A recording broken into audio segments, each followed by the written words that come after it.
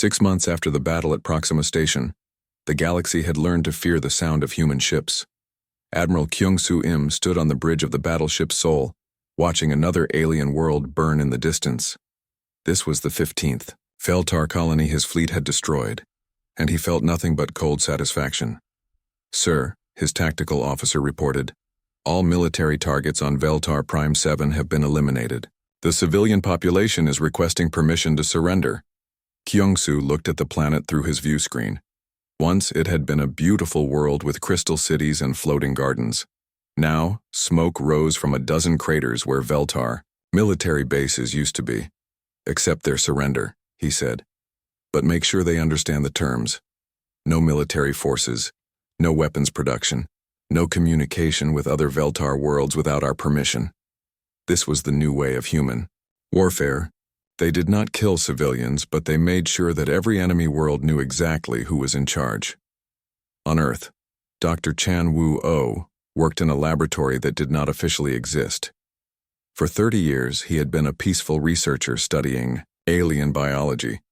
Now he used that same knowledge to create weapons that could kill any species in the galaxy.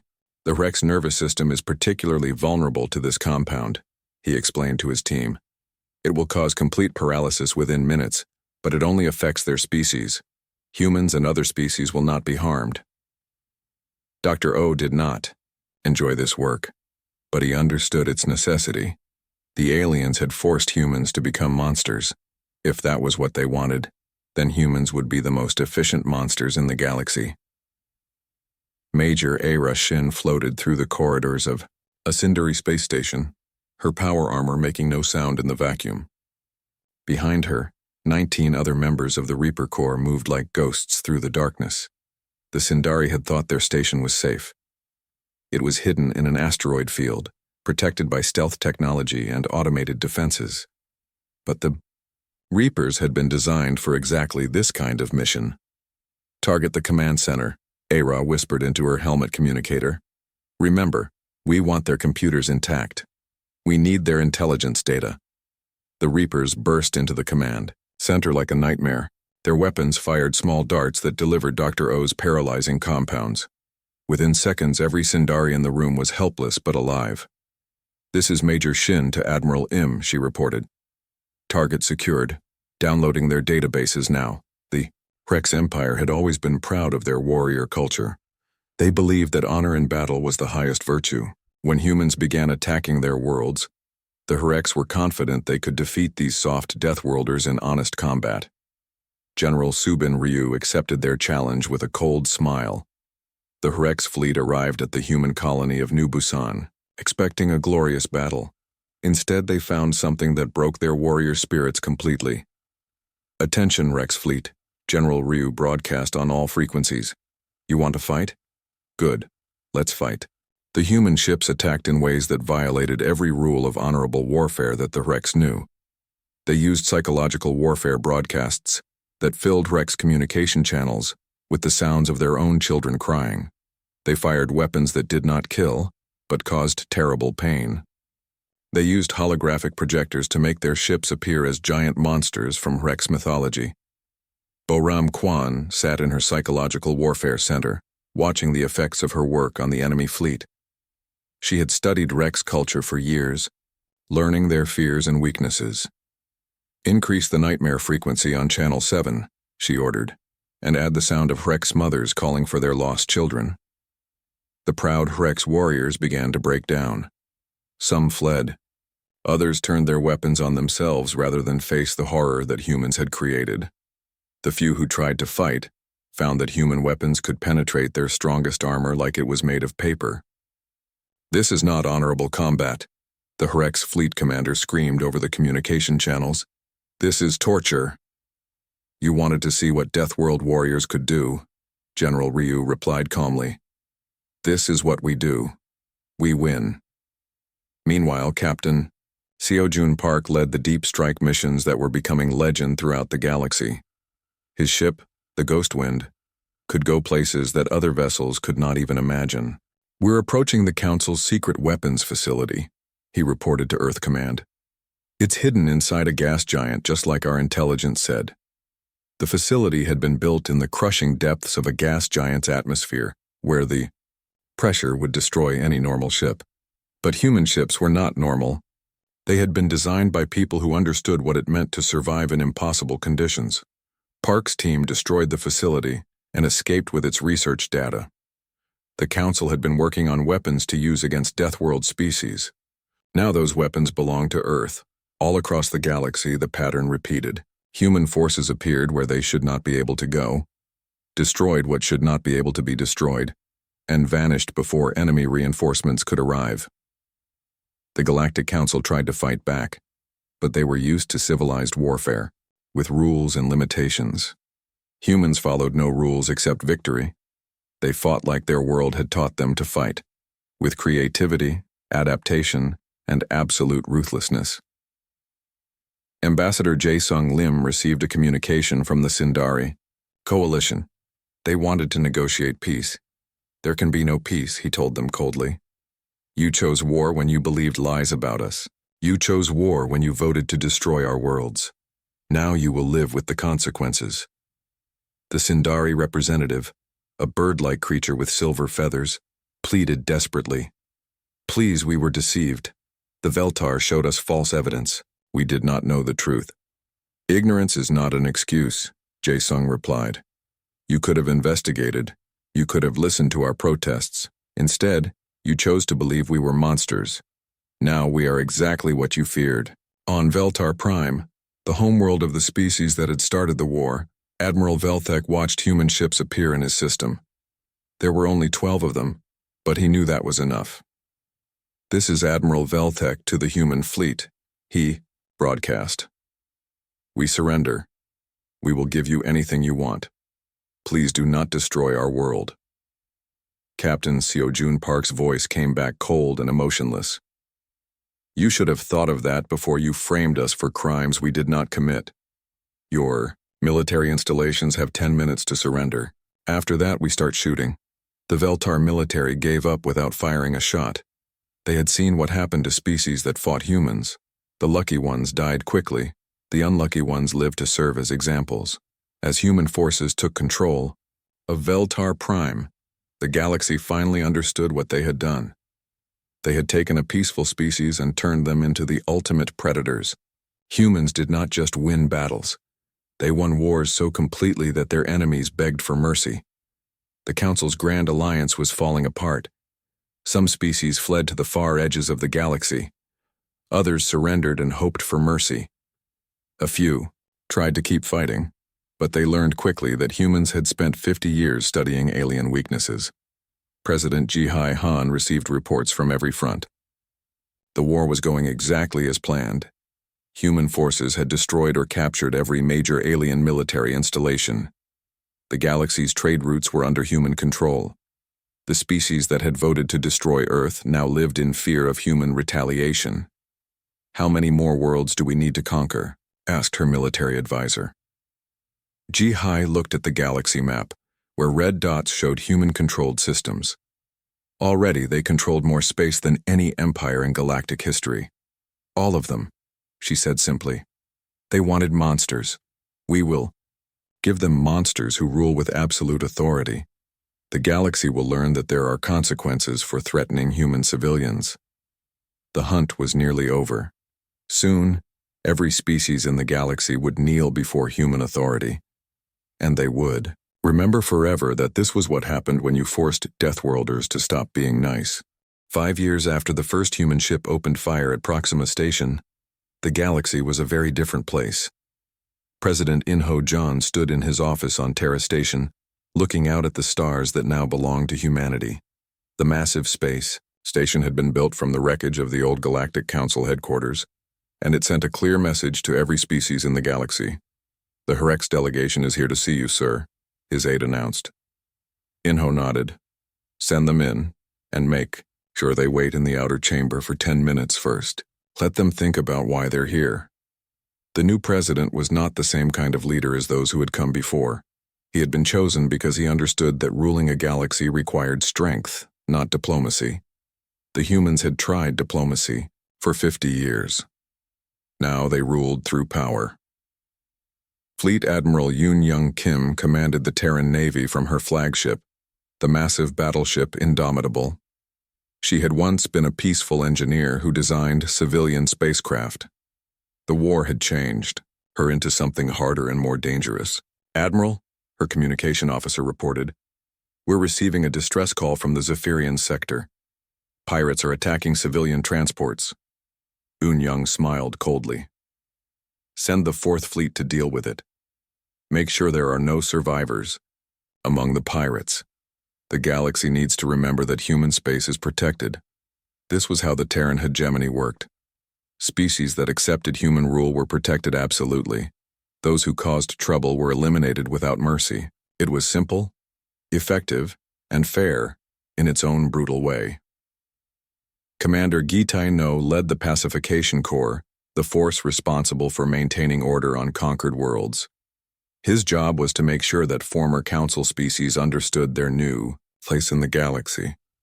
On the former Sindari homeworld, he met with the planet's new leaders. They were locals who had accepted human authority in exchange for the right to govern their own people. "Your production quotas for this quarter have been met," Gite told them. "Your people are to be congratulated. As a reward, we will allow you to increase trade with neighboring systems." The Sindari leaders bowed their heads in gratitude. They had learned that cooperation with humans brought prosperity, while resistance brought destruction. It was a lesson that every species in the galaxy had learned, but not everyone had accepted the new order. In the deep space between galaxies, a secret meeting was taking place. Kethmara, the former council member, sat with representatives from a dozen species who still dreamed of freedom. "The humans cannot watch every system at once," she said, her silver feathers dim with age and worry. "If we work together, we can build a weapon that will destroy their ability to rule." The weapon they planned was ancient, dating back to the first galactic wars millions of years ago. It was a device that could destroy every electronic system in a star system, making space travel impossible. If they could activate it in the Sol system, they could trap the humans on Earth forever. "The weapon is hidden on the dead world of Kethmore," explained Dr. Vexlak, a scientist who had spent his life studying ancient technology. "It will take months to reactivate, but once it works, we can use it to free the galaxy." Major Hyojin, Bai and her infiltration team had been tracking the rebel group for 6 months. They moved through space like shadows using technology that made them invisible to every sensor in the galaxy. When the rebels landed on Kethmore, the humans were already waiting. "Target the weapon first," Hyojin ordered her team. "We need to make sure it can never be used against Earth." The battle on Kethmore was short and brutal. The rebels had expected to find an empty world. Instead, they found human soldiers who had been trained for exactly this kind of mission. Within an hour, the ancient weapon was destroyed and the rebel leaders were captured. Kethmara faced Major Bai in the ruins of the weapon facility. "You don't understand," she said desperately. "The humans are becoming tyrants. You rule through fear." "We rule through strength," Hyojin replied. "The same strength your people forced us to use when you tried to destroy Earth. You created this situation. Now you live with the results." Dr. Sangmin Yan studied the ancient weapon's remains, learning how it worked. He was the head of the Terran Science Division, responsible for making sure that humans always had the best technology in the galaxy. "Interesting design," he told his team. "We can improve on this. Imagine a weapon that could shut down enemy fleets without destroying them. It would make occupation much easier." This was the human way now. Every challenge became an opportunity. Every enemy weapon became a human weapon. Every defeat of their enemies made them stronger. The final rebel leaders were brought before President In-Ho John on Terra Station. They expected to be executed, but the president had other plans. "You will return to your people," he told them. "You will tell them exactly what happened here. You will explain that resistance is futile, but cooperation brings prosperity." It was a calculated mercy. The rebels would become living examples of human power. Their failure would discourage others from trying to fight against the hegemony. 10 years after the war began, Won Seok Kim stood before the first session of the new Galactic Assembly. He was young, barely 30, but he carried the authority of the most powerful empire in galactic history. "My fellow sentients," he began, speaking to representatives from every species in the galaxy. "We gather here not as conquerors and conquered, but as members of a new community."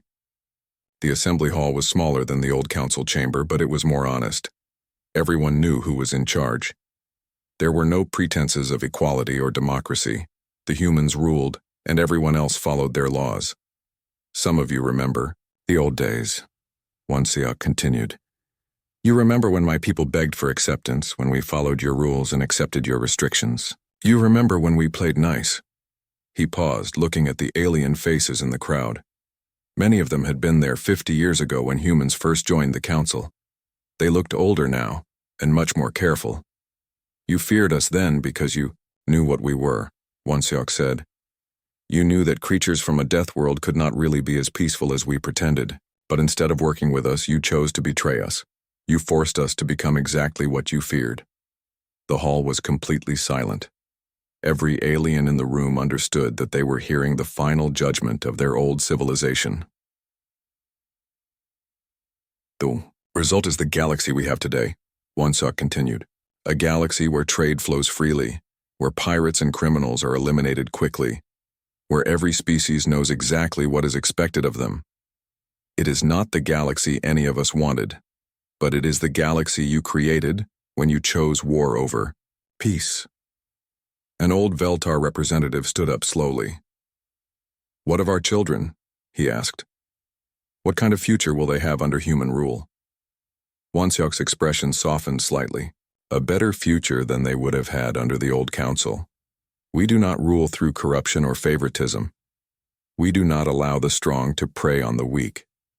Your children will grow up in a galaxy where merit matters more than politics, where protection is guaranteed, and where cooperation is rewarded." It was true. The Terran hegemony was harsh but fair.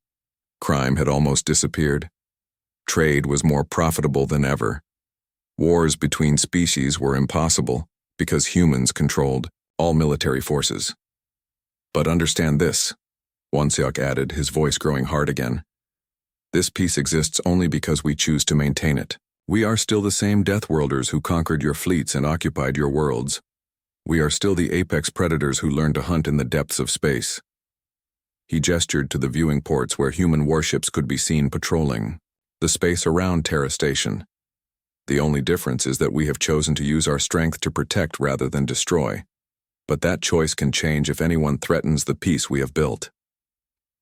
As the assembly session ended, representatives from across the galaxy filed out quietly. They would return to their homeworlds with the same message. The humans were in charge and resistance was pointless. In the years that followed, alien children would learn human history in their schools. They would study the 50 years of peace, when humans tried to fit into galactic society. They would learn about the betrayal that forced humans to show their true nature.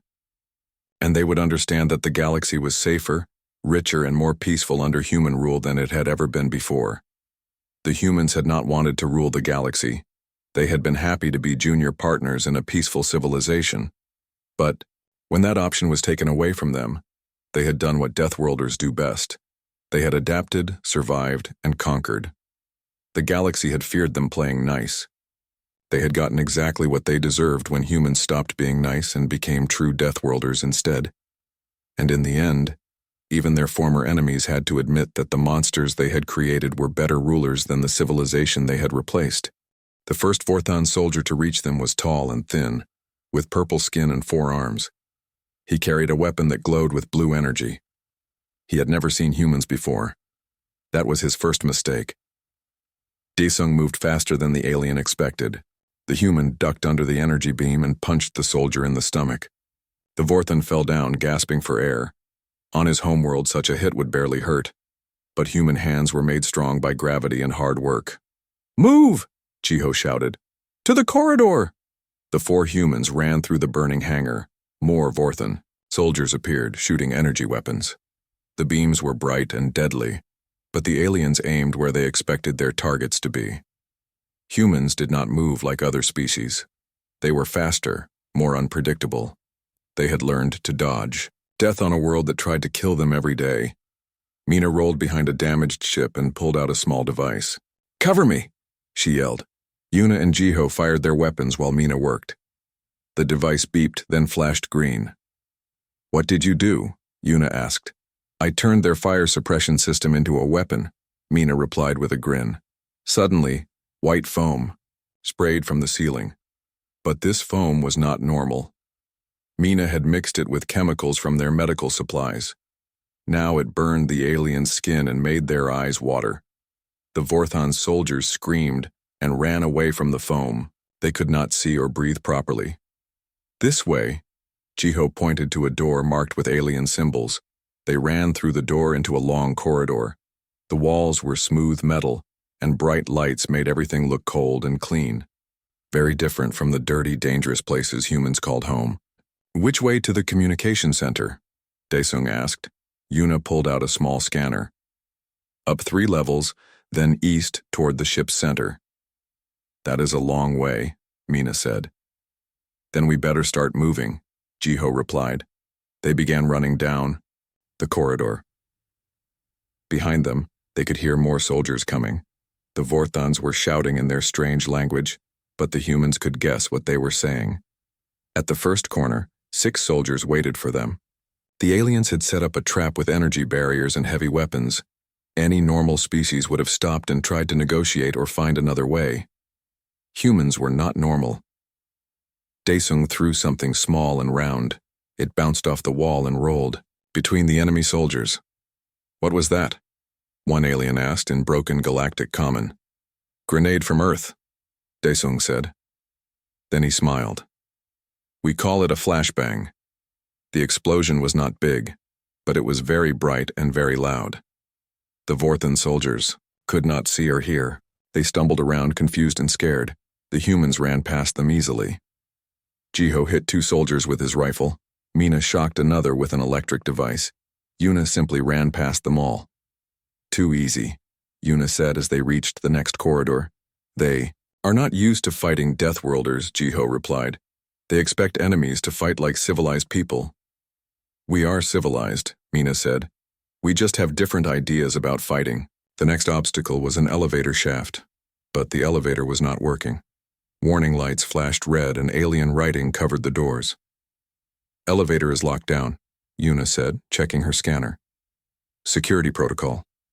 "How do we get up 3 levels?" Daesung asked. Mina looked at the elevator doors. Then she looked at her equipment. "We climb." "Climb what?" Yuna asked. "The elevator shaft." Mina pulled out tools and began working on the door controls. "On Earth, people climb mountains. For fun. This is just a metal mountain." The doors opened with a grinding sound. Inside was a dark shaft going up and down.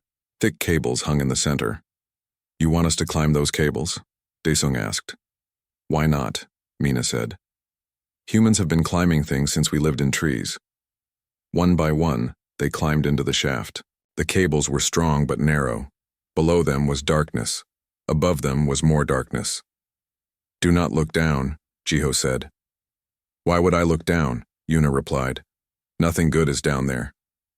They climbed in silence. Their hands were strong from years of training. Their balance was perfect from growing up on a world with dangerous weather and rough ground. Halfway up, they heard noise from below. Vorthon soldiers had found the elevator shaft. "They are following us," Daesung said. "Let them try," Mina replied.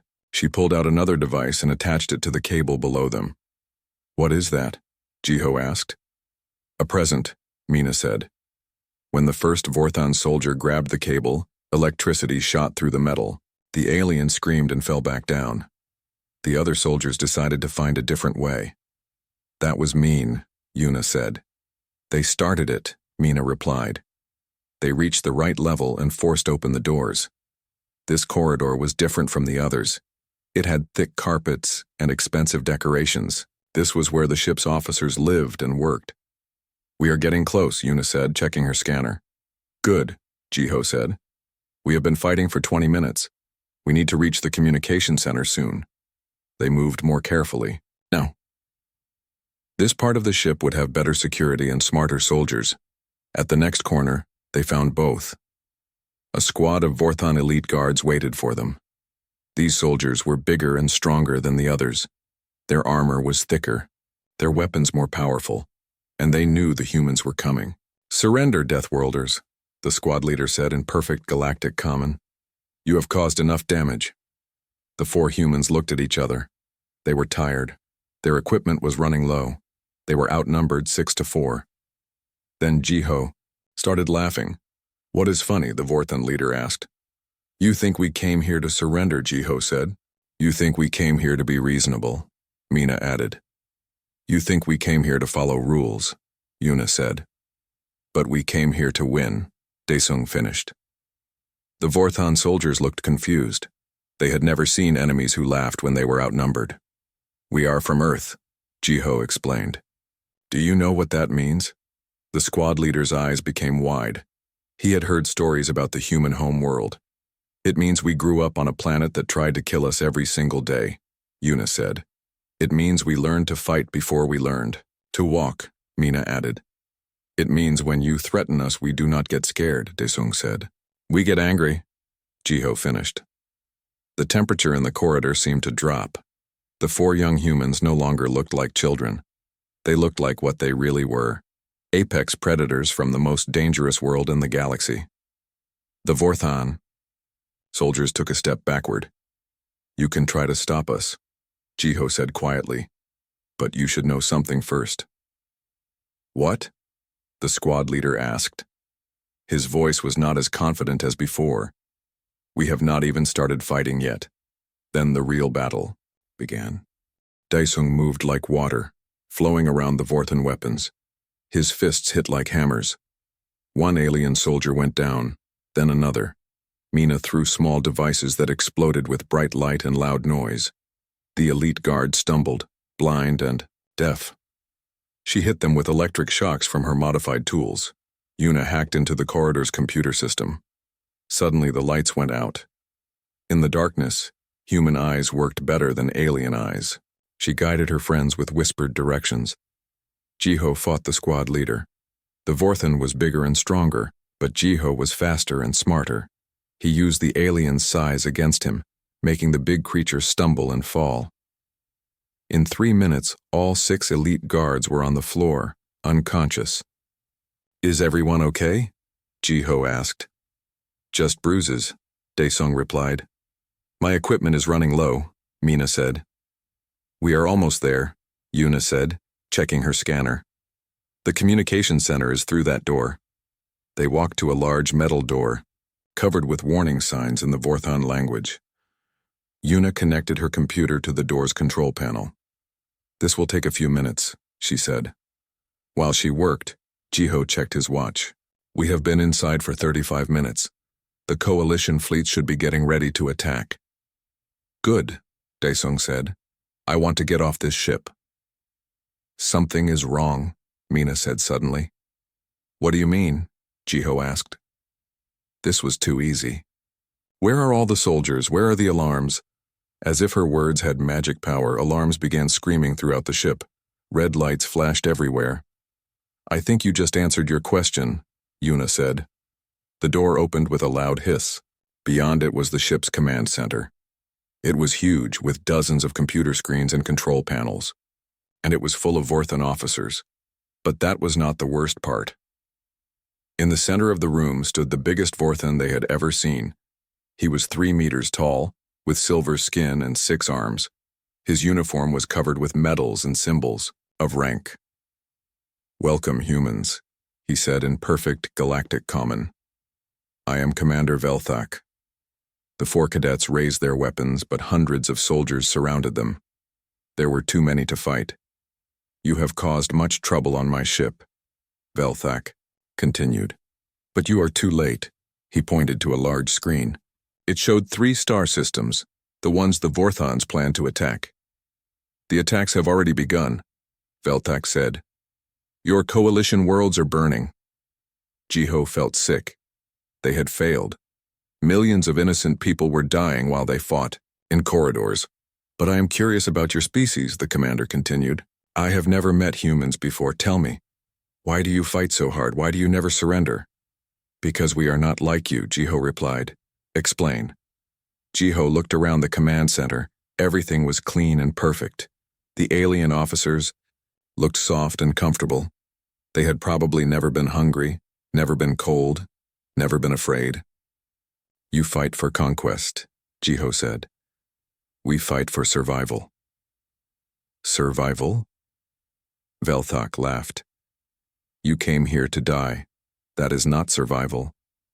You do not understand, Yuna said. We did not come here to live. We came here to make sure our people live, Mina added. Even if we die, our mission succeeds, Daesung said. Velthak looked confused. Your mission? You failed. My fleets are attacking your worlds. Are they? Jiho asked. While they had been talking, Yuna had been working quietly. Her fingers moved over her small computer connecting to the ship's systems. What is she doing? Velthak demanded. Something you would never expect, Jiho replied. Yuna smiled. I am not just hacking your communication system. I am uploading something special. What? The commander asked. Human culture, Yuna said. Music, movies, history, stories. Everything that shows who we really are. That is useless information, Velthak said, is it? Yuna pressed a button on her computer. Suddenly, every screen in the command center began showing images from Earth. Human cities, human families, human children playing. Then it showed human warriors throughout history. Soldiers who fought impossible battles. People who died to protect others. Your soldiers are seeing this too, Yuna explained. On every ship in your fleet. The screens changed again. Now they showed human music concerts, where thousands of people sang together. They showed humans helping each other during disasters. They showed humans exploring dangerous places just to learn new things. They are learning what humans are really like, Mina said. We do not fight because we hate you, Jiho explained. We fight because we love our people. We do not conquer worlds, Daesung added. We protect them. Commander Velthak watched the screens with growing confusion. This is just propaganda. No, Yuna said. This is truth. She pressed another button. Now the screen showed something different. The Vorthon harvesting operations. Alien families being taken from their homes. Children being separated from their parents. Your soldiers are seeing this too, Yuna said. They are learning what they are really fighting for. Around the command center, Vorthon officers began to look uncomfortable. Some were looking at the screens with horror. You have been lying to your people, Jiho said to Velthak, telling them this war is about territory. But it is really about slavery. Silence, Velthak shouted. But it was too late. Throughout the ship, Vorthon soldiers were seeing the truth. Some were putting down their weapons, others were arguing with their officers. Humans have a saying, Mina said. The truth will set you free. Your truth is poison, Velthak snarled. Our truth is justice, Jiho replied. The commander raised his weapon to shoot Jiho, but before he could fire, one of his own officers grabbed his arm. Commander, the officer said, is this true? Are we really harvesting civilians? It is necessary. For the glory of the Empire, Velthak shouted. No, the officer said. It is wrong. Around the room, more Vorthon officers began to question their orders. The perfect unity of the enemy was breaking apart, and in that moment of chaos, the 4 human cadets prepared for their final battle. As half the Vorthon officers were arguing with the other half. Some wanted to continue the attacks, others wanted to stop the harvesting operations. Commander Velthak screamed orders, but fewer soldiers were listening. Now, Jiho shouted. The 4 humans moved at the same time. They had trained together for months. They knew exactly what each other would do. Mina activated her final device, a feedback loop she had built into the ship's weapon systems. Suddenly, the Dominion's Edge began shooting at its own escort ships. What have you done? Velthak roared. Turned your weapons against your fleet, Mina replied. Just like we turned your truth against your lies. Daesung grabbed a fallen Vorthon weapon and began providing cover fire. But he was not shooting to kill. He was shooting to disable. Human warriors knew the difference between enemies and people who had been lied to. Yuna's fingers flew over her computer. "I am broadcasting everything to the Coalition fleet," she announced. "Admiral Thexara knows we succeeded." "Broadcasting what?" Commander Velthak demanded. "Your harvest records," Yuna said. "The locations of all the prison ships, the names of every innocent person you took." Through the command center's windows they could see Coalition ships appearing. The rescue fleet had arrived, guided by Yuna's transmissions. "Your war is over," Jiho told Velthak. "No," the commander screamed. "I will not be defeated by children." He raised his weapon again, but this time his own officers stopped him. 3 Vorthan soldiers grabbed their commander and held him back. "Enough killing," one of them said. "We have seen the truth." "You are traitors," Velthak shouted. "We are soldiers," the officer replied, "not slavers." Around the fleet, the same thing was happening on every ship. Vorthan crews were surrendering or fighting among themselves. The perfect military machine was falling apart from the inside. "How did you know this would work?" Commander Velthak asked. He had stopped struggling against his own soldiers. "Because we understand something you do not," Jiho said. "What?" "People want to do the right thing," Yuna explained. "Even your soldiers. They just needed to know what the right thing was." Mina nodded. "On Earth, we learned that the strongest weapon is not a gun or a bomb. It is the truth." "And friendship," Daesung added. "Fighting together for something good."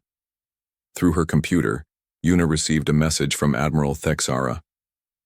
"The Coalition fleet is in position. All Vorthan ships are surrendering or asking for help to fight their own commanders." "What about the attacks on our worlds?" Jiho asked.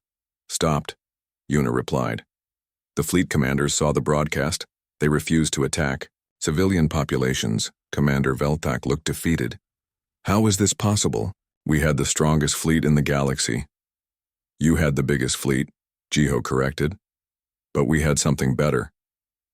"What?" "We had something worth fighting for." The battle was over.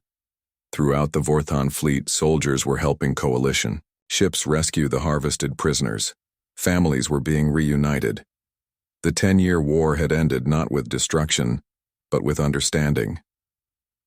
Admiral Thexara's voice came through the communication system. "Human cadets, this is Admiral Thexara. Please report your status." "Mission accomplished, Admiral," Jiho replied.